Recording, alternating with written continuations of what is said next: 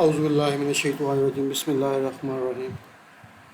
जी जनाब, जैसा कि कल हमने जीएस का थोड़ा सा बेसिक लेक्चर लिया था, अब ये प्रोग्राम है जीएस का आर्क प्रो। ठीक है, एक प्रोग्राम है आर्क मैप। आर्क मैप इसका ओल्ड वर्जन था। ठीक है, अब जो आर्क प्रो है वो 3 बेसिक प्रोग्राम पे मुश्तमिल है। Number 1 map, catalogue, globe scene और लोकल सीन। ठीक है, ये जब आप इसको ऑन करते हैं तो ये आपके पास मेन स्क्रीन है यहाँ पे। ठीक है, ये इसके लर्निंग रिसोर्सेज हैं, जहाँ से अगर आप कुछ चीज़ सीखनी चाहें, कैसे प्रोजेक्ट क्रिएट करना है वगैरह वगैरह। ठीक है, ये आपकी साइन इन ऑप्शन है, जिस तरह आपका एडवर्ड्स का अकाउंट होता है। ठीक है, वैसे ही आपका एजरी का अकाउंट बनता है। वो फ्री नहीं है, पेएबल है। ठीक है, और आप पे करेंगे, आपको पूरी डोमेन हर चीज़ वो प्रोवाइड करेंगे, नहीं तो आप सिंपल प्रोग्राम यूज़ करेंगे। ठीक है, उसके नीचे है सेटिंग। अब ये जो सेटिंग है इसके बारे में, ठीक है, यहाँ से आपने इसको अनचेक कर रखना है। ठीक है, अनचेक क्यों रखना है? अगर आप चेक रखेंगे तो ऑटोमेटिकली ये आपकी जो भी इस प्रोग्राम की अपडेट होगी ना, उसको वो उठा लेगा, मैसेज देगा कि प्रोग्राम अपडेट करेंगे। जो हमने क्रैक किया वो क्रैक वर्जन इसका फिर वो ख़त्म हो जाएगा। ठीक है, दूसरा, अभी ये जो प्रोग्राम है जो हमने इंस्टॉल किया वो 3.1.0 है। ठीक है, अब वो बता रहा है कि लेटेस्ट प्रोग्राम 3.60 भी अवेलेबल है और 3.60-2 भी अवेलेबल है। ठीक है, तो हमें ये नहीं चाहिए। उसके नीचे है न्यू, ये वही विंडो है। ओपन, अगर आपने कोई प्रोजेक्ट पहले काम किया हुआ, ठीक है, तो इसमें सेव होगा। अभी हमने कुछ भी नहीं किया तो वो as it is simple blank आ रहा है। ठीक है, ये कंप्यूटर हमारे इंटरनल जो, ठीक है, ये पोर्टल वही है जो आपका अकाउंट बनता है। हमारा भी अकाउंट नहीं है, इसलिए यहाँ पे कुछ भी शो नहीं हो रहा। नीचे है पोर्टल लाइसेंस ऑप्शन। ठीक है, इन चीज़ों को हम बाद में इंशाल्लाह डिस्कस करेंगे। फ़िलहाल हम चलते हैं यहाँ पे न्यू के ऊपर। ठीक है, होम, यहाँ पे हमने एक प्रोजेक्ट क्रिएट करना है। जैसे ही प्रोजेक्ट क्रिएट करना है उसके लिए आपको मैप पे क्लिक करना है या ओपन अनदर प्रोजेक्ट। ठीक है, फ़िलहाल हम मैप करते हैं। जैसे ही मैप करते हैं तो ये बता रहा है कि भाई प्रोजेक्ट का नाम क्या है, और बाय डिफ़ॉल्ट ये जो जीएस है इसकी जो लोकेशन है वो C user PC document RGS project. अब ये पाथ कहाँ पे अवेलेबल है? ये अवेलेबल है यहाँ पे सी, ठीक है, सी यूज़र। ठीक है, उसके बाद वो क्या बता रहा है, पीसी डॉक्यूमेंट्स, पीसी, ठीक है, डॉक्यूमेंट्स। ठीक है, उसके बाद है आरजीएस प्रोजेक्ट, आरजीएस, ठीक है, प्रोजेक्ट्स। यहाँ पे वो आपके प्रोजेक्ट सेव होंगे बाय डिफ़ॉल्ट। ठीक है, बाय डिफ़ॉल्ट अगर आपके प्रोजेक्ट यहाँ पे क्रिएट करेंगे ना यहाँ से, ठीक है, तो वो वहाँ पे जाके सेव होगा। अब create a new folder for this project. अब यहाँ पे आपका कोई भी प्रोजेक्ट है, फ़र्ज़ कर लें हमारा प्रोजेक्ट है RSG-P04, ये P4 है। अब मैंने नेम ये रखा है, अगर यहाँ पे ये चेक होगा ना, ठीक है, तो सेम नेम का ये यहाँ पे फ़ोल्डर क्रिएट कर देगा। ठीक है, अब यहाँ पे कोई फ़ोल्डर नहीं है। जैसे ही मैं करता हूँ यहाँ पे, ठीक है, ओके, ठीक है, अब ये मेरा प्रोजेक्ट वहाँ पे जाके सेव हो गया। अब नॉर्मली जब हम कैड की फ़ाइल में कुछ चीज़ सेव करते हैं ना, तो सिंपल फाइल सेव होती है, जो भी फाइल आप क्रिएट करेंगे। ठीक है, DWG की, एक्सेल की, फ़ोटोशॉप की वगैरह वगैरह। तो अब ये प्रोजेक्ट क्रिएट हुआ है, अब इनके बारे में हम आगे चल के देखते हैं। फ़िलहाल हम चलते हैं वहाँ पे, ये देखिए RSG P4, ठीक है, क्योंकि वो नीचे चेक था। अब इसके अंदर इसकी सारी इंफॉर्मेशन है। ये क्या है हम इंशाल्लाह स्टेप बाय स्टेप देखते हैं, ठीक है। अब ये उसने प्रोजेक्ट क्रिएट कर दिया, अब मैं इसको क्लोज़ करता हूँ, ठीक है। ये मैंने क्लोज़ कर दिया। अब मैं दोबारा इसको खोलता हूँ GIS को। ये पॉइंट बड़ा समझने वाला है, बाद के बाद आपको कन्फ्यूजन हो जाती है, यार ये कहाँ से आ गया, क्या हो गया, ठीक है। अब मैं फिर एक नया प्रोजेक्ट क्रिएट करूँगा। अब की बार मैं वो जो नीचे उसने बोल रखा हुआ था चेक था, उसको मैं अनचेक करूँगा, फिर देखते हैं क्या चीज़ वो।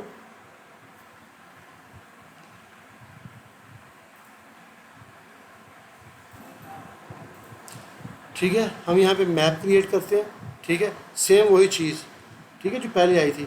मैं यहाँ पे करता हूँ RSG-P9, ठीक है। अब की बार मैं यहाँ पे अनचेक करता हूँ, ठीक है ना। जैसे ही मैं अनचेक करता हूँ, सही है, वो यहाँ पे जाता हूँ, ठीक है। अब यहाँ पे मैं अपना नाम खुद कोई फ़ोल्डर क्रिएट करता हूँ, ठीक है। ये पहले P4 का फ़ोल्डर था, मैं यहाँ पे एक फ़ोल्डर क्रिएट करता हूँ, ठीक है,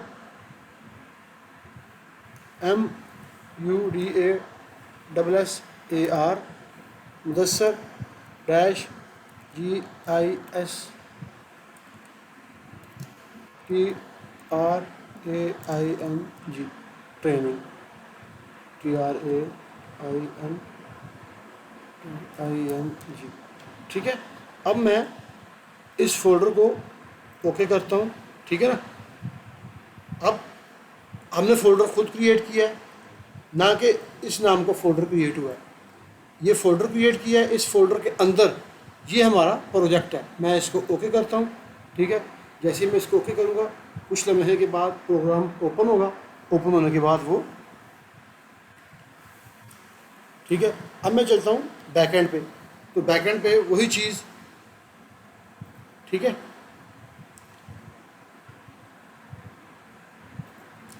ये देखिए यहाँ पे मुदस्सर GIS ट्रेनिंग वो फोल्डर, और इसके अंदर हमारा वो प्रोजेक्ट, कौन सा प्रोजेक्ट, ठीक है। अब ये .gdp ये क्या है, जियो डेटाबेस क्या है, कब यूज़ करनी है, कैसे करनी है, वो बात कम होगी है। फ़िलहाल इसकी एक फ़ाइल जो है वो 3-4 फोल्डर पे डिपेंड करती है। ये इसकी .APRX है, क्या है ये हम आगे चल के देखेंगे, ठीक है। मैं इसको यहाँ से क्लोज़ करता हूँ, ठीक है। अब हाँ, ये हमारा मेन प्रोग्राम है GIS, ठीक है। अब अगर आपका नेट से कनेक्शन नहीं होगा तो ये डायरेक्ट मैप नहीं खुलेगा, ठीक है। अब मैं इसको थोड़ा सा क्लोज़ करता हूँ। अब मेरे पास एक दूसरा प्रोग्राम है ArcMap, ठीक है। अब मैं ArcMap को खोलता हूँ। ये ArcGIS Pro से पहले जो Esri का था वो था ArcGIS। ArcMap 10.802 पे इन्होंने क्लोज़ कर दिया, ठीक है। इसके बाद इसकी जो भी मॉडिफिकेशन थी, जो भी अपडेट था, जो भी इसके फंक्शन थे, उसने कन्वर्ट कर दिया ArcGIS Pro, ठीक है। अब ये बिल्कुल उन्होंने स्टॉप कर दिया ArcMap, इसको कहते हैं ArcMap, ठीक है। हमारा ArcMap खुल रहा है। अब इसमें और उसमें फ़र्क क्या है, जब खुलेगा मैं आपको दिखाता हूँ। अब देखें, जैसे हमने GIS को खोला था, ठीक है, तो हमारे पास एक वेलकम स्क्रीन थी, वैसे इसकी भी है, ठीक है। अब ये इस बाय डिफ़ॉल्ट कुछ चीज़ें हैं, तो मैं यहाँ से, ठीक है, इसकी लोकेशन मैंने चेंज की हुई है, ठीक है। इसको मैं ओपन करता हूँ। बाय डिफ़ॉल्ट इसकी भी वहीं पे बैकएंड पे जो कनेक्शन है उसका सेम वही प्रोसीजर है, मगर इसमें उसमें थोड़ा सा डिफरेंस है। डिफरेंस क्या है कि मैं इसको कैंसिल करता हूँ, ठीक है। ये एक ब्लैंक फाइल है, ठीक है, बिल्कुल ब्लैंक फाइल है, इसमें कुछ भी नहीं है। अब यहाँ पे बाय डिफ़ॉल्ट कुछ भी शो नहीं हो रहा, जैसा कि GIS में शो हो रहा है, ठीक है, मैप वगैरह। इसमें ये मैप लाने के लिए हमें कनेक्ट करना पड़ता है, ठीक है। ऐड डाटा, ठीक है, add base map, add base map, ठीक है। अब यहाँ पे वो सारे मैप्स हैं, कौन से, जो यहाँ पे शो हो रहे हैं मैप, ठीक है। अब इसमें उसमें फ़र्क क्या है, ठीक है। इसमें फ़र्क ये है कि इसमें डायरेक्ट वो मैप खुलेगा, ठीक है। यहाँ पे क्या चीज़ है कि हमें जाके पहले खोलना पड़ता है, ठीक है। तो इसको भी हम हल्का सा टच करेंगे, ठीक है, मगर ज़्यादा जो काम हमारा है वो इसके अंदर ही होगा, GIS Pro के अंदर, ठीक है। यहाँ तक क्लियर है। अब मेन चीज़ यहाँ पे जो ऊपर सॉफ्टवेयर है इसका, ये कुछ टैब के ऊपर इसका डिवाइड हुआ है। सबसे पहले प्रोजेक्ट है, ये प्रोजेक्ट के मतलब इसकी इन्फॉर्मेशन है जो भी है। उसके बाद मैप है, ठीक है। ये जितने भी फंक्शंस हैं ये मैप के मतलब हैं, ठीक है। मैप है, बुक मार्क है, क्या करना है, go to X, base map, add data वगैरह, हर चीज़ के बारे में इंशाल्लाह स्टेप बाय स्टेप हम देखेंगे, ठीक है। उसके बाद है इंसर्ट। इंसर्ट के अंदर भी कुछ टैब्स हैं, ठीक है, कुछ फंक्शंस हैं, ठीक है। एनालिसिस, व्यू, एडिट, ठीक है, इमेजिनरी, शेयर, हर चीज़। जिस तरह ऑटोकैड के कुछ ऊपर टैब्स हैं, आगे उसके मज़ीद फंक्शन है, सेम सीक्वेंस यहाँ पे फॉलो हुआ है, ठीक है। अब हमारे पास ये जो बाय डिफ़ॉल्ट मैप आ रहा है, ये नीचे आपको स्टेटस बार है इसका, ठीक है। ये इसका स्केल बता रहा है लेफ़्ट बॉटम पे, ठीक है। 1:, अगर करते हैं 100, 1:1000, तो इसका जो जूम है वो बढ़ जाएगा। जैसे जैसे मैं इसको जूम आउट हो रहा हूँ तो स्केल नीचे बढ़ रहा है, ठीक है। अब बाय डिफ़ॉल्ट ये कंटेंट है, ठीक है। यहाँ पे जो भी आपका चीज़ ऐड होगी उसके मतलब जो इन्फॉर्मेशन है ना वो ये बता रहा है यहाँ पे।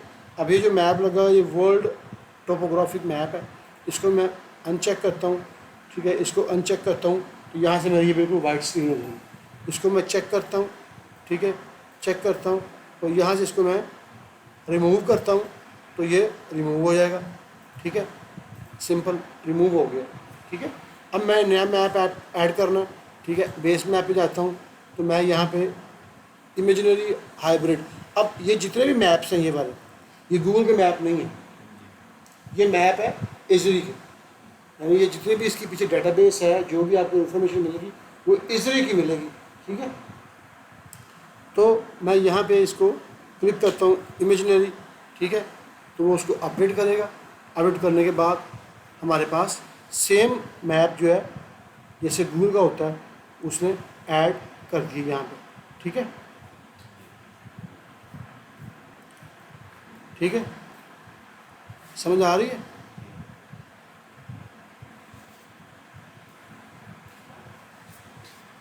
ठीक है। अब सवाल यहाँ पे ये पैदा होता है कि हमने इस पर काम क्या करना है, ठीक है। हमने इस पर क्या करना है, मतलब इसको मैं कैसे यूज़ करूँ, क्या करूँ, इसके लिए मुझे कौन सा डाटा चाहिए। तो उसके लिए सबसे पहले आपको ये चीज़ समझनी पड़ेगी कि इस पर जो आपका काम है ना, जो भी आपने काम करना है सिविल के मतलब, कंस्ट्रक्शन का, roads, pipeline, infrastructure, sewerage, stone, ठीक है, वो डेटा जो आएगा वो हमारा वो किसी सेकंड सोर्स से आएगा। सेकंड सोर्स में वो कुछ वैल्यूज़ हो सकती हैं, XYZ एट्रीब्यूट्स, इंफॉर्मेशन, या वो कैड फाइल हो सकती हैं। वो इसके अंदर नहीं बनेगा, यहाँ से हमें वहीं से डाटा लेके आना, इसके अंदर इंपोर्ट करना है। इंपोर्ट करने के बाद जिस तरीके से ये हमें नज़र आ रहा है, ठीक है, ऐसे पूरा का पूरा प्लान बनेगा, ठीक है, इंशाल्लाह नेक्स्ट कुछ वीडियोस लेक्चर्स में।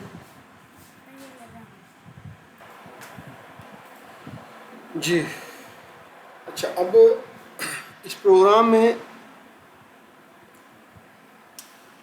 काम करने से पहले जिस चीज़ का आपको पता होना चाहिए, ये जो टूल्स हैं ना ये वाले, ये 10 दिन में, 20 दिन में, एटलीस्ट 1 महीने में आप जितने भी टूल्स हैं इनसे आप बड़े अच्छे तरीके से आप इसको यूज़ कर लेंगे। जो इसका बेसिक कॉन्सेप्ट है ना कि इसको कैसे इसको कंट्रोल करना, उसके लिए आपको आना पड़ेगा इधर कैटलॉग में, और ये है डेटाबेस, ठीक है, डेटाबेस और फोल्डर लोकेशन। सबसे पहले आपने क्या करना है कि ये फाइल जो हमारी सेव है RSG P09, तो यहाँ पे फोल्डर में आए, ठीक है। अब यहाँ पे वो बता रहा है कि ये जो प्रोजेक्ट है इसकी लोकेशन डिफरेंट है, जो पीछे यहाँ पे सेव है। अब यहाँ पे काम, जो हमारा डाटा है, जो हमारी फाइल्स हैं, वो किधर हैं, ये कहाँ से आएंगी, इसके ऊपर ये जो प्रोजेक्ट हो गया ना P09 का, ठीक है ना, ये जो आपके पास खुला हुआ है मैप, ये P09 का प्रोजेक्ट है, P04 का हो सकता है, फुरसान का हो सकता है, यम्बो में कोई प्रोजेक्ट हो सकता है। अब ये आपने प्रोजेक्ट सेव किया है। अब इस प्रोजेक्ट के ऊपर जो आपने डेटा लेके आना है, जो शेप फाइल लेके आनी है, जो पॉइंट लेके आने हैं, जो कंटूर्स लेके आने हैं, जो रोड, जो पाइप नेटवर्क, जो मेन होल्स, जो कुछ भी है, वो कहाँ पे है, समझ आ रही है? वो इसी फोल्डर के अंदर है या कोई डिफरेंट फोल्डर है? अगर डिफरेंट फोल्डर है तो वो कहाँ पड़ा हुआ है, समझ आ रही है बात की? ताकि वो डेटा इस मैप के ऊपर अपीयर हो। जब ये डेटा इसके ऊपर अपीयर होगा तो फिर हम वो डेटा जो इसके ऊपर अपीयर है प्लस ये मैप, इसको एक्सपोर्ट कर देंगे किसी फॉर्मेट में। नॉर्मली जो फॉर्मेट यूज़ होता है वो होता है KML KMZ। ये वही फॉर्मेट है जो कि गूगल अर्थ पर इंपोर्ट होता है, ठीक है, गूगल अर्थ पर इंपोर्ट होता है। क्यों इंपोर्ट होता है? क्योंकि हर आदमी जो है उसके पास ये तो नहीं है। आप हो सकता है रियाद में बैठे काम कर रहे हो, प्रोजेक्ट आपका यम्बो में हो, प्रोजेक्ट आपका दमाम में हो, प्रोजेक्ट आपका तबूक में हो, तो आप कहाँ बैठे काम कर रहे हैं? रियाद में। तो आपको डेटा कहाँ से आ रहा है? तबूक से, दमाम से। आप वहाँ पे डेटा प्रिपेयर कर रहे हैं। प्रिपेयर करने के बाद, ठीक है, आपका कॉन्ट्रैक्ट हो सकता है क्लाइंट के साथ हो, या एज ए कंसल्टेंट जॉब कर रहे हो, या किसी अमाना के साथ हो, तो फिज़िकल जो आना जाना है ना, वो आपका कम हो जाएगा। कैसे कि आप डाटा ले रहे हैं साइट से, आपकी साइट की टीम जो भी आप उनके साथ अरेंज किया है, जिस फॉर्मेट में जैसे भी वो आपको वैसे भेज रहे हैं, आप इसमें डाटे को मैनेज कर रहे हैं। मैनेज करने के बाद जितना डाटा, जो प्रोग्रेस आपकी बन गई है, ठीक है, वो आपने अपडेट की है और उस मैप को या उसने प्रोग्रेस को इंपोर्ट कर दिया है फ्रॉम मंथ 1 टू मंथ 2। 2 महीने की ये प्रोग्रेस है, ये वर्किंग कंडीशन है, ये जो भी इंफॉर्मेशन है उसको एक्सपोर्ट कर दिया किसमें? KMLZ या KML में, ठीक है। वो फाइल भेज दी किधर? जहाँ भी आपने भेजनी है, रियाद ऑफिस में भेज दिए या अमाना में। वो फाइल खोलेंगे तो फाइल वो खोल के वो सीधी फाइल आगे ऐसे इधर गिरेगी, ठीक है। और साथ में साथ में फाइल गिरेगी यहाँ पे। और जब आप उस पर ऐसे क्लिक करेंगे ना, ऐसे, ठीक है, फिर जो भी आपने पीछे अटैचमेंट की होगी, ठीक है, वो यहाँ पे शो होगी। वो अटैचमेंट हो सकती है, कुछ मेन होल हो, उसकी मतलब डिटेल हो, उसके XYZ, उसका इन्वर्ट लेवल, उसका ग्राउंड लेवल, उसकी डेप्थ, उसकी इंस्पेक्शन डेट, किसने इंस्पेक्शन किया, किसने रेस किया, उसका वर्कफ्लो नंबर, उसकी पिक्चर, ठीक है, वगैरह वगैरह सब कुछ। कितने मेन होल्स की आपने कंप्लीट कर दिया, कितने मेन होल इंस्टॉल हो गए, यानी एट लीस्ट जो भी आपकी प्रोग्रेस है, ठीक है, रनिंग, फिनिश, स्टार्ट, रिमेनिंग, वो सारे का सारा GS आप भेज रहे हैं। अब ये वो वर्किंग कंडीशन होती है जब कंपनी हायर करती है ना GS का आदमी, हमें GS का आदमी चाहिए भाई। बात की समझ आ रही है? यानी अब ये डिपेंड करता है कि प्रोजेक्ट किस नौइयत का और किस फेज़ पे है। अब यहाँ से वो सिनेरियो क्रिएट हो रहे हैं कि क्या क्या जॉब हो सकती है। यानी आपकी जितनी प्रोग्रेस है, आपकी 2000 इंस्पेक्शन क्लियर हो चुकी हैं, आपने स्कैन की हुई हैं, अब वो इंस्पेक्शन पे वो डेटा पड़ा हुआ है। अब 2000 इंस्पेक्शंस को आप पेपर लेके जाएं तो ये हो गया काम जी, ठीक है। तो वो पेपर ऐसे पेपर होंगे, मगर एक देखने के लिए भाई कितना काम हो गया, किस रूट पे कौन सा फिनिश हो गया, वो चीज़ आप नहीं ट्रेन कर सकते। तो वो अगर आप सिविल 3D में करते हैं या कैड में कुछ करते हैं, तो कैड में करने के बाद अगले आदमी के पास भी कैड हो फिर ही वो खुलेगा। ठीक है, ठीक है ना। हो सकता है अगले आदमी को कैड ना आती हो, ठीक है, तो PDF में देंगे। तो PDF में क्या होगा कि प्लान बड़ा होगा, वो स्केल छोटी होगी, टेक्स्ट फॉन्ट बड़े प्रॉब्लम होंगे। ठीक है, ये भी एक प्रॉब्लम है।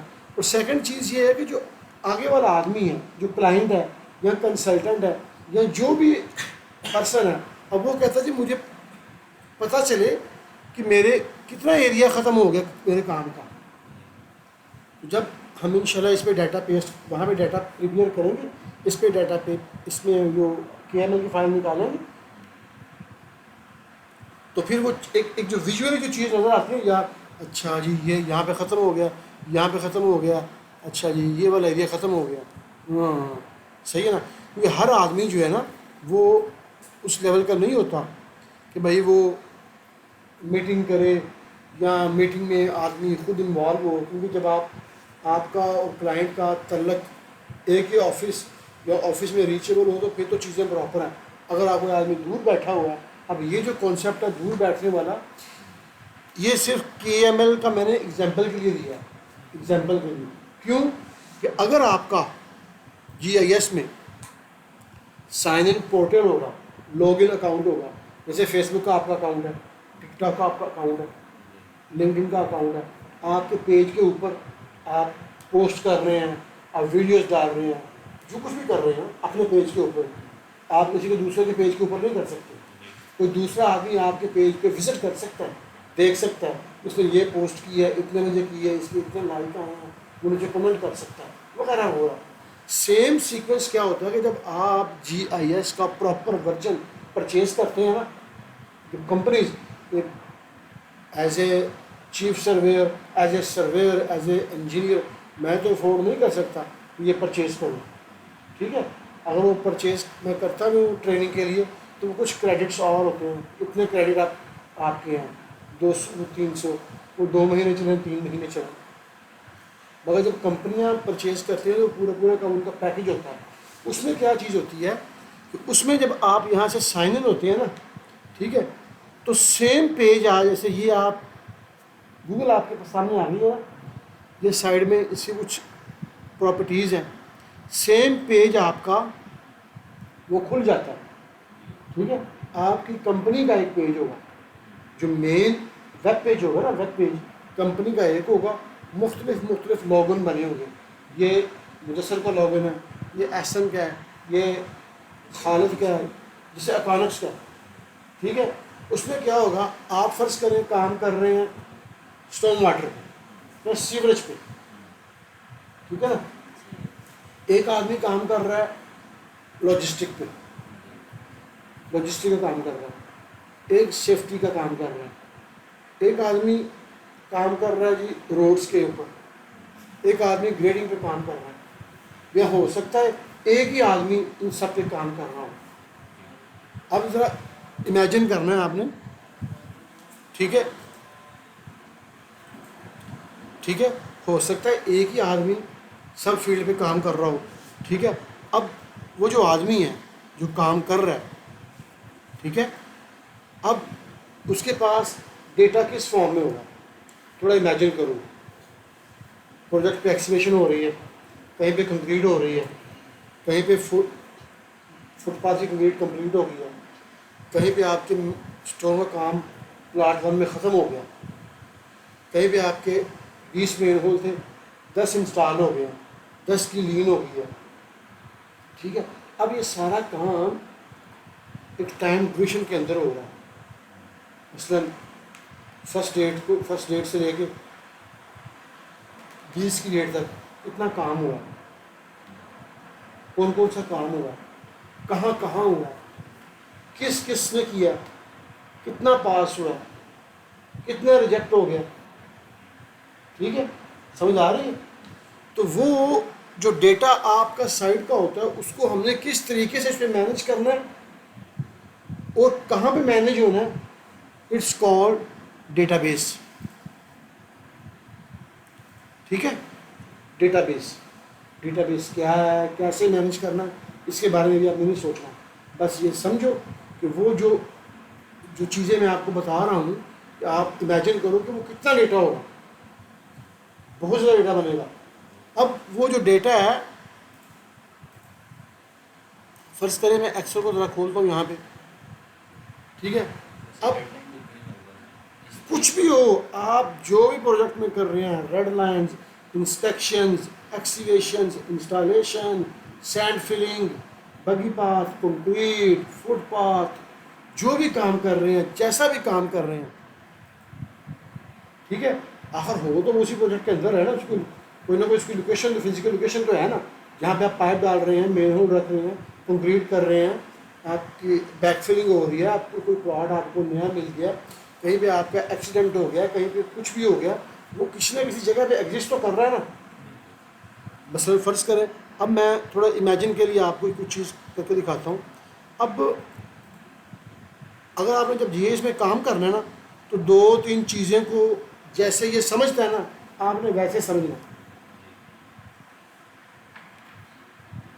एक है इसमें शेप फाइल्स क्या हैं, हम इंशाल्लाह आगे चल के इससे जो आगे वीडियो लेक्चर होगा ना, उसमें मैं क्लियर करूँगा प्रॉपर तरीके से शेप फाइल क्या है। शेप फाइल इसका मेन कंपोनेंट है, ठीक है। उसके बाद है एट्रीब्यूट्स। एट्रीब्यूट्स क्या है, ठीक है। एट्रीब्यूट्स ये चीज़ है कि जब आप एक्सेल में कोई चीज़ आप यहाँ पे करते हैं, अब मैं एक रफ सा डाटा तैयार कर रहा हूँ, फ़र्ज़ कर लें यहाँ पे है नंबर या सीरियल नंबर एस, ठीक है। उसके बाद है, मैं फ़र्ज़ कर लेता हूँ MH मेन होल, उसके बाद ROAD रोड, उसके बाद PLO की प्लॉट, उसके बाद CATCHBA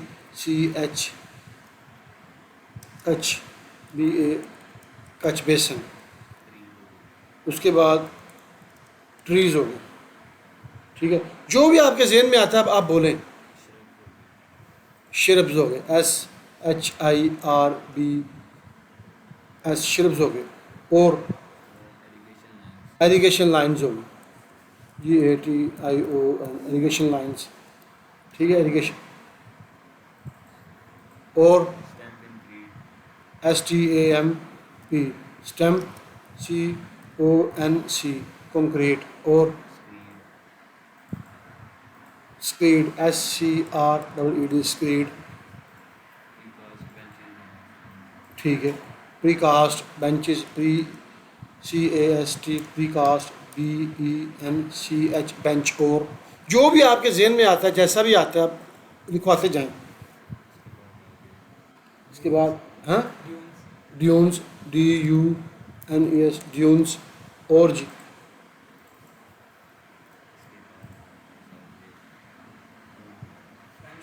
फेंस FENCH फेंस आ गई, और उसके बाद आगे हमारे, ठीक है, कर्ब स्टोन CURB, कर्ब STO कर्ब स्टोन, ठीक है। मैं यहाँ से मेन होल को डिलीट कर रहा हूँ एक लम्हे के लिए, ठीक है ना, ठीक है ना, कर्ब स्टोन। अब ये जो डाटा ये वहाँ, ये जो मैं प्रिपेयर कर रहा हूँ, इसको मैं बोल देता हूँ जनाब कि ये है, क्या नाम दूँ मैं इसको,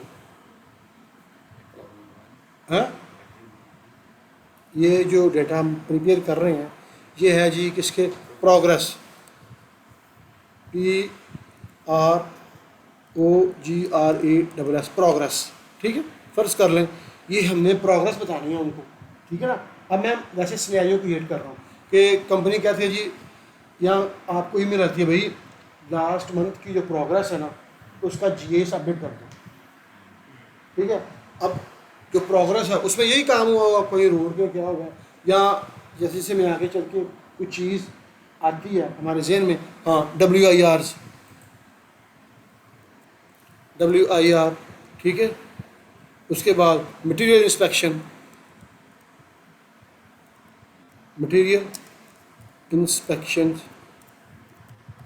ठीक है। उसके बाद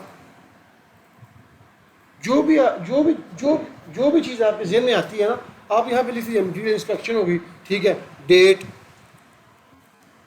किस डेट को हुई है, ठीक है, ठीक है, डेट, रिसीव किसने रिसीव किया, ठीक है,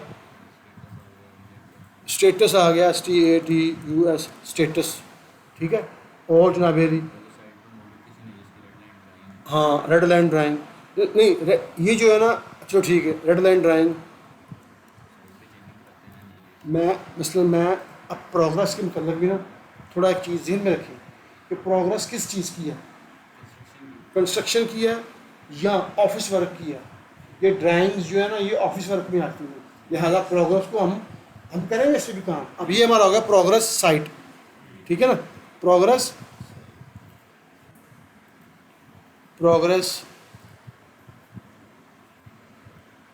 SITE साइट, ठीक है, SITE साइट, प्रोग्रेस साइट, ठीक है। अब ये जितने भी कॉलम बने हैं ना ये वाले, ठीक है ना, ये जो कॉलम बन रहे हैं, ठीक है, ये मैंने सोचा, मुझसे कंपनी ने डिमांड की, मुझसे मेरे सीनियर ने पूछा भाई मुझे रिपोर्ट दो भाई लास्ट मंथ की, जी सर ठीक है सर, मुझे उन्होंने बस ये बोलना मेरी रिपोर्ट का GS सेंड कर दो, उसी KML फाइल सेंड कर दो। अब जब मैंने सोचा तो मैंने CM से मीटिंग की, उसको बोला भी क्या क्या एक्टिविटी हो रही है, एक जर्नल सी मैंने ये कुछ कॉलम्स कुछ इन्फॉर्मेशन मैंने बना ली, इसमें कम या ज़्यादा हो सकती है, ठीक है, जितने भी हो कोई मसला नहीं, ठीक है। ये होगी प्रोग्रेस साइट। आगे वो बोलते हैं जी हमें ऐसा करो बताओ ऑफिस की जो प्रोग्रेस है ना वो बताओ, ऑफिस प्रोग्रेस या ऑफिस DOCUMENTS ऑफिस डॉक्यूमेंट्स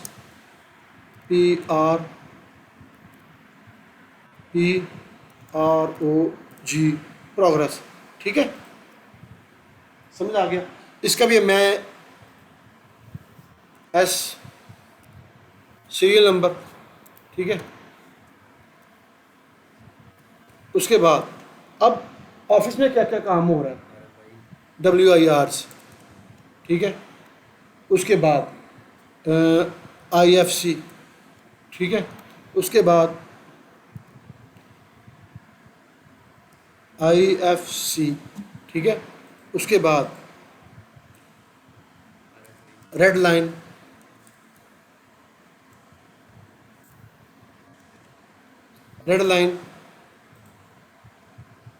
ये WIR या RFI एक ही चीज़ है, बाहर चलो RFI कर लेते हैं, RFI, ठीक है। और क्या होता है ऑफिस में बताओ, ठीक है WIR भी कर लो, ये WIR और क्या है, और एसबल्ट ड्राइंग SBUILT एसबल्ट DRAWING, और बताओ रिवीजन REVISION रिवीजन, ठीक है, और मेरी मटेरियल इंस्पेक्शन वगैरह वगैरह RIAL मटेरियल इंस्पेक्शन, ठीक है, और या और भी जो भी आपके जहन में आया आप लिख सकते हैं, ठीक है। ये हो गया ऑफिस का। और है हमारा जनाब अली, अब हमारे प्रोजेक्ट पे एक इंडिविजुअल एक्टिविटी चल रही है, स्टेम कंक्रीट प्लॉट 1 में भी चल रही है, प्लॉट 2 में भी चल रही है, प्लॉट 3 में भी चल रही है, ऐसी है ना, एक्सकेवेशन भी चल रही है, स्टोन वाटर का भी काम हो रहा है, सीवरेज का भी काम हो रहा है, एरीगेशन का भी काम हो रहा है, फायर फाइटिंग का भी काम हो रहा है, ठीक है, इलेक्ट्रिकल का भी, फाइबर का भी, हर चीज़ का काम हो रहा है। तो मैं चाहता हूँ जिस तरीके से ये चीज़ बनी है ना, ऐसे इंडिविजुअल हर एक की डिफरेंट बने। अगर बनाने लग पड़ा तो काफ़ी टाइम हो जाएगा ना। मैं एक आइडिया आपको दे रहा हूँ, जैसे ये मैंने प्रोग्रेस की बनाई है साइट की, ऑफिस की बना लिया, अब यहाँ मैं एक आपको सल्सिजर देता हूँ, मैं कहता हूँ यार कोई मेजर एक्टिविटी ले लो, हम कहते हैं जी स्टॉर्म लाइन या sewerage line SEWRAGE sewerage LINE line, sewerage line, ठीक है, फ़र्ज कर लेते हैं। इसी तरीके से storm, fibre optical, fire fighting, जो भी आपके पास हो, मेन चीज़ है कॉन्सेप्ट देना। ठीक है जनाब, एस डैश सीरियल नंबर। ठीक है, आप सीरियल नंबर दे दें, नंबर दे दें, ठीक है। इसलिए वही चीज़, अब जहाँ जहाँ वो काम चल रहा है, वो प्लॉट में चल रहा है, प्लॉट्स हमारे यहाँ यहाँ पे प्लॉट्स हैं, आपके यहाँ कुछ जोन हो सकते हैं, कुछ ब्लॉक हो सकते हैं। ठीक है, उसके बाद लाइन नेम, ठीक है, रोड नेम, ठीक है ना, यही चीज़ होगी ना। वो लाइनों का नंबर होगा इस रोड में वो, ठीक है। एम एच, हाँ यहाँ पे start, STRT start, start station, ठीक है, कहीं से स्टार्ट हो रही, END एंड ST। अब ये ज़रूरी नहीं है कि इसी तरीके से हो, मैं एक आपको सिर्फ और सिर्फ आइडिया दे रहा हूँ कि भाई हमने डाटा किस तरीके से प्रिपेयर करना है। ठीक है, अब स्टार्ट स्टेशन, एंड स्टेशन, उसके बाद डाया हो गया। ठीक है, डाया हो गया, उसके बाद उसकी क्या कहते हैं, inspection date, inspection DATE, inspection date, status STATUS, status उसका वो अप्रूव है नहीं अप्रूव है, मुश्किल डिस्क्रिप्शन रिमार्क स्टेटस में क्लियर हो जाएगा। ठीक है, उसका वर्कफ्लो नंबर, ठीक है, वहाँ की पिक्चर PIC। यानी मेन चीज़ बताने की ये है कि इसी तरीके से होगा, मुख्तलिफ नहीं हो सकता, ज़्यादा होगा कम होगा इसी तरीके से। ठीक है, अब इसी को लेके आपने चलना। अब यहाँ पे गौर करना है आपने, जब आपने डाटा प्रिपेयर करना है तो जो GIS है, GIS की जो डाटाबेस है, ठीक है, वो डाटे को उस तरीके से नहीं समझती जिस तरीके से हम लोग समझते हैं। ठीक है, मसलन हमारे हिसाब से ये 1 2, ये मैं कहता हूँ लाइन नेम, फ़र्ज़ कर रहा हूँ मैं आइडिया के लिए, आपको समझाने के लिए,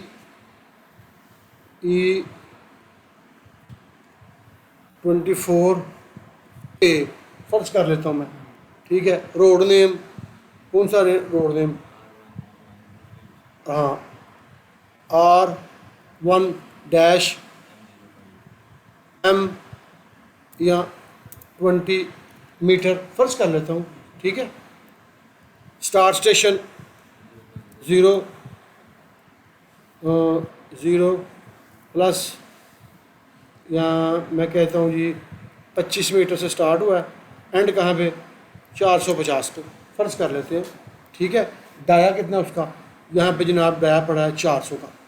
ठीक है, इंस्पेक्शन डेट है उसकी जनाब यदि 24/11/25, स्टेटस इसका अप्रूव्ड है, AP for approved, workflow number इसका,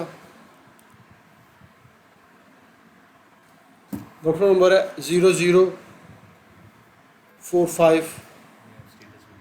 ठीक है, हाँ सॉरी, इसमें हमारा स्टेटस इसका अप्रूव्ड है, AP फॉर अप्रूव्ड। ठीक है, वर्कफ्लो नंबर 00221, या जो भी है, पिक्चर जो भी पिक्चर उसकी होगी। अब यहाँ तक अगर गौर करें और उसको देखें, ये आपके हिसाब से डाटा है, ये हम इंफॉर्मेशन है, मगर ये इस तरह नहीं है। GIS में जब आपने डेटाबेस में या डेटा पे काम करना है, GIS पाइथन डेटाबेस जो आगे चल के आपको यूज़ करनी पड़ेगी, उसमें डेटा को, इन वैल्यूज़ को, इन चीज़ों को वो ख़ास सीक्वेंस से वो डील करता है। वो ये नहीं समझता, वो क्या समझता है, वो समझता है स्ट्रिंग, ठीक है, INTE इंटीजर, ठीक है, इंटीजर, उसके बाद है FLOT फ्लोट, ठीक है। उसके बाद है TRUE ट्रू, फॉल्स, ठीक है, डेट, ठीक है। अगर आप यहाँ पे देखो तो यहाँ एक्सेल में भी कुछ चीज़ें डेटा दिया हुआ है, आज से पहले आपने नहीं देखा होगा, मगर मैं ये 4 चीज़ें इसलिए ले रहा हूँ ताकि आप ज़्यादा कंफ्यूज ना हो, ठीक है भैया ये चीज़ें क्या हैं, ये इसकी डिमांड है। अब स्ट्रिंग क्या है? कोई भी डेटाबेस है, कोई भी प्रोग्रामिंग लैंग्वेज है, पाइथन है, आर्कपाई है, आर्क कैटलॉग है, ठीक है। स्ट्रिंग जो वैल्यू हमारी करैक्टर में होगी ना, ABCDEFGHIJ, या इवन अब फर्ज करें मैं यहाँ पे आपको एक फंक्शन लगाता हूँ, is equal to type TY type value,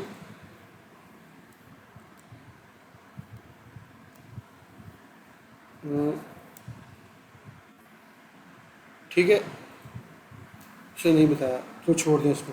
अच्छा, जो भी हमारी आपकी स्ट्रिंग वैल्यू, उधर उठ जाओ, उठ दो यहाँ से, चल बात खोल रहा, चलो ज़्यादा बंद कर, ठीक है। जो भी आपकी स्ट्रिंग वैल्यू है ना, स्ट्रिंग से मुराद जो करैक्टर है, रोड का नेम है फुरसान रोड, अब फुरसान FURSAN फुरसान, या लाइन नेम R1-2, अब ये जो है ना स्टार्ट हो रही है अल्फ़ाबेटिक और उसमें कुछ न्यूमेरिकल नंबर भी हैं। प्रोग्रामिंग लैंग्वेज डेटाबेस की ज़ुबान में, GIS में, इसको वो स्ट्रिंग समझता है, बोलता स्ट्रिंग 1 to 5 जो नंबर्स हैं ऐसे 1 2 3 4 5 6 7 वो नंबर्स हैं, ठीक है। स्टार्ट स्टेशन 0-25 ये वो नंबर्स हैं, इंटीजर्स हैं। जैसे ही आपकी वैल्यू होगी 2 पॉइंट समथिंग कुछ लेवल आ गया, अब मैं यहाँ पे एक चीज़ इनपुट करता हूँ, invert level, invert LEVEL invert level, ठीक है।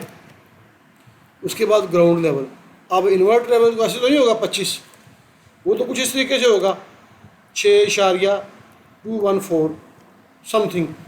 अब ये जो वैल्यू है 1 2 3 4 5 7 8 9 10 100, इसमें इशारिया ना इस्तेमाल होता हो, इशारिये से के बगैर 100 है तो 100 है, 100.00 नहीं, सिर्फ 100 हमारा क्या है, इंटीजर है। अगर 100.000 हो गया तो उसको मेरे ख्याल से वो 100 ही है, हम उसको 100 ही पढ़ेंगे, मगर प्रोग्रामिंग लैंग्वेज में उसको हम 100 नहीं कहते, उसको हम फ्लोट कहते हैं। क्या कहते हैं? फ्लोट वैल्यू, ठीक है। फ्लोट समझ आ रही कि नहीं समझ आई? ठीक है। इंटीजर वो है तो सिंपल वैल्यू हो, 20 25, ठीक है, 24 51, ये सिंपल है, नंबर्स हैं, ये हमारे इंटीजर्स हैं। ये क्यों है, किस लिए है, ये आगे चल के हम देखेंगे इंशाल्लाह। मगर जब आगे चल के मैं बात करूँ, मैंने इसका डेटा टाइप इंटीजर करना है, तो आपके जहन में आना ये इंटीजर क्या है, ये क्यों यूज़ करना है, तो आपको पता हो कि भाई इंटीजर है, क्यों है, कब है, कैसे है, किस लिए, ये बात की बात है। फ्लोट है, फ्लोट क्या है, 2.0 1.0 10.0, जिस वैल्यू में इशारिया आ गया, चाहे 10 इशारिया या इशारिया 10, वो फ्लोट है, बस उसको ये फ्लोट समझता है। क्यों समझता है? ये प्रोग्राम की मर्जी है, प्रोग्राम इसमें काम करना है तो बस इसको फ्लोट कहना है। ट्रू क्या है? सही, यस, हाँ, ओके, फाल्स गलत, नो वगैरह वगैरह, ठीक है। डेट हमारी डेट, ठीक है। अब ये समझने के बाद अब आपको अंदाज़ा हो गया कि ये अगर हमारी लाइन नेम है, ठीक है, तो ये इसका कौन सा डेटा है? इसका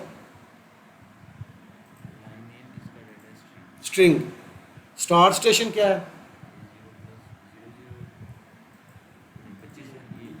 इंटीजर है, ज़बरदस्त।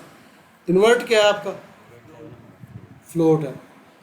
अब थोड़ा सा जब आपको ये समझ आ गई है ना, तो थोड़ा सा इसमें और ऐड कर लो कि ये जो कैलकुलेशन होती है ना, मसलन यहाँ से यहाँ तक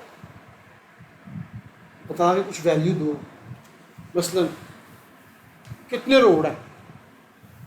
10 रोड है। हम GIS को कैटलॉग, ठीक है, टूलबॉक्स, ये जियो प्रोसेसिंग, ठीक है, टूलबॉक्स। अब ये टूल्स हैं काफ़ी सारे, ये कमांड ही समझ, सेटो वाली कमांड है ना, वैसे ये कमांड्स हैं, ठीक है। अब जब तुमने GIS को कुछ बोलना है ना कि मुझे फ़लाँ जगह की जमा करके बताओ, जहाँ पे आपने जमा, यानी ये आपके दिमाग में होना चाहिए जब आपने डाटे को बनाना है। बड़ी बारीक चीज़ है, इसको समझें। स्ट्रिंग पे आपकी कोई भी अर्थमेटिक फंक्शन नहीं हो सकता, यानी जो स्ट्रिंग है ना, ये जमा नहीं हो सकती, नहीं हो सकती। Name plus name, two name नहीं होंगे, वो नेम ही होंगे, वो ऐसे हो जाएंगे एन, अगर वो जमा होंगे तो वो ऐसे हो जाएंगे NAME नेम, ठीक है। अब मैं इसको बोलता हूँ NAME नेम, ठीक है ना। अगर मैं इनको कहूँ कि ये कितने हैं, तो ये टू नेम नहीं होंगे, वो ऐसे हो जाएंगे, इज इक्वल टू, ठीक है ना, प्लस इसको मैं करता हूँ ये, तो मुझे एरर मिल गया। क्यों एरर मिला? क्योंकि ये एक्सेल को पता है कि ये स्ट्रिंग है, स्ट्रिंग में आपकी कैलकुलेशन नहीं होती। समझ आ गई बात की? आपकी कैलकुलेशन सिर्फ और सिर्फ जो नंबर्स के ऊपर आप कैलकुलेट कर सकते हो।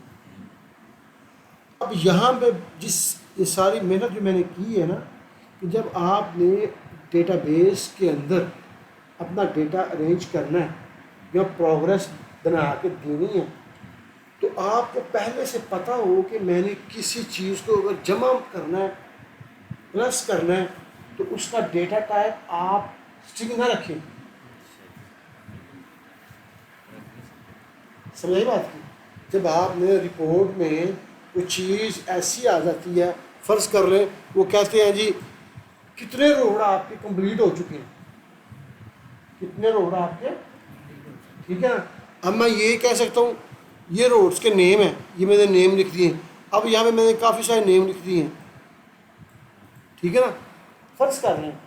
अब वो मुझे पूछ रहे हैं कितने रोड आपके कंप्लीट हुए हैं, तो अगर मैंने इस रोड को इस तरीके से लिखा होगा और मैं यहाँ पे कुछ एक सिंबल दिखा रहा हूँ कि सम करता हूँ, ठीक है, तो मुझे वो नहीं मिलेगा।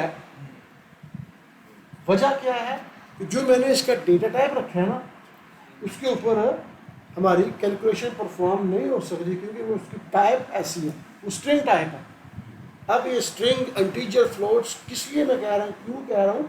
क्योंकि आपने एट द एंड जो आपने डेटा बनाना है, शेप फाइल्स बनानी है, उसके जो एट्रीब्यूट्स देने हैं, उसके ऊपर आपने कुछ कैलकुलेशन परफॉर्म करनी पड़नी है आपको।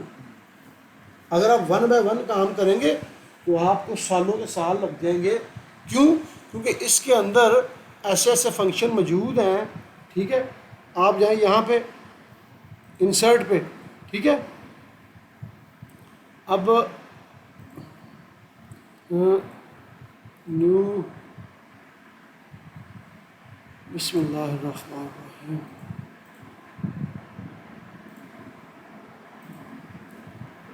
ठीक है, न्यू नोटबुक यहाँ पे मैं खोलता हूँ। मैंने इसको भी खोलना नहीं था, लेकिन सिर्फ आपको दिखाने के लिए कि भाई इसमें क्या क्या हमने करना है, ठीक है। तो ये जो कैलकुलेशन होगी ना, कैलकुलेशन, कहीं से ये ले लो, कहीं से ये ले लो, कहीं से ये ले लो, मिसाल के तौर पे इस तरीके का आप कुछ डाटा आप प्रिपेयर करते हैं, ठीक है, कुछ इस तरीके से। अब AutoCAD civil 3D, AutoCAD Excel आपको ये टूल प्रोवाइड नहीं करता।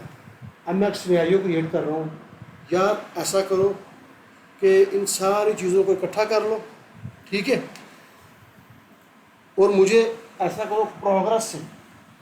अब मैं वो सिनेरियो क्रिएट कर रहा हूँ, इमेजिन करें कि प्रोग्रेस से जितने भी ट्रीज़ हैं, जितने भी ट्रीज़ हैं, अब ट्रीज़ बेशुमार नामों के होंगे, कोई एक ही नाम का ट्री नहीं है। मैं कहता हूँ ट्रीज़ में से इस नाम के ट्री लो जिनका डाया इतना हो। समझ आ रही है? अब ये जो मैं इंस्ट्रक्शन दे रहा हूँ ना कि भाई अगर आपके पास यहाँ पे 10,000 ट्री हो एक्सेल के अंदर, ठीक है, और मैं आपको बोलूँ कि ट्रीज़ में से वो वाले ट्री मुझे दो जिनका डाया 50 सेंटी है और वो इस डेट से लेके इस डेट के दरमियान उनकी इंस्पेक्शन हुई है। बात की समझ आ रही है? या मैं कह देता हूँ भाई मुझे वो वाली स्क्रीन दो जो 1 महीने से लेके 1 जनवरी से लेके 30 मार्च तक जो कास्ट हुई है और उसकी इंस्पेक्शन जो क्लीन ने करवाई है। यानी मैं एक कंडीशन क्रिएट कर रहा हूँ कि मैं कह रहा हूँ कि इस डेट से लेके इस डेट तक और एंड फंक्शन यूज हो रहा है, फलां बंदे ने की हो। अब मुझे ये बताओ कि इतने डाटे से, अब जाहिर बात अगर आपको फंक्शंस वगैरह नहीं आते तो आप सर्च करोगे, फ़िल्टर लगाओगे, ऐसी है ना, फ़िल्टर लगाओगे, वो निकाल लोगे, तो ये फ़िल्टर है। अब फ़र्ज कर लो इसमें तो फ़िल्टर लग के मैंने निकाल लिया। अब यहाँ से ट्री में लेता हूँ, मैं फिर कहता हूँ कि भाई फ्लॉन ड्राइंग्स को उसके साथ कंबाइन करके मुझे एक नया कॉलम बना दो। चीज़ें मुश्किल लग रही हैं मुझे पता है, क्योंकि ये मैं बोल रहा हूँ, जब करेंगे ना तो फिर आसानी होगी। मगर उस वक़्त ये जो मैं अब बोल रहा हूँ ना ये आपके ज़हन में होगा, उस वक्त मुझे जब मैं करूँगा तो फिर एक चीज़ करूँगा 10 चीज़ें आपके ज़हन में खुद आएंगी, इसलिए मैं आपकी बेस बना रहा हूँ, ठीक है। तो वो सारा काम जो है ना, ये लोड नहीं हो रही यहाँ पे, इंपोर्ट, चलिए बहरहाल न्यू टास्क,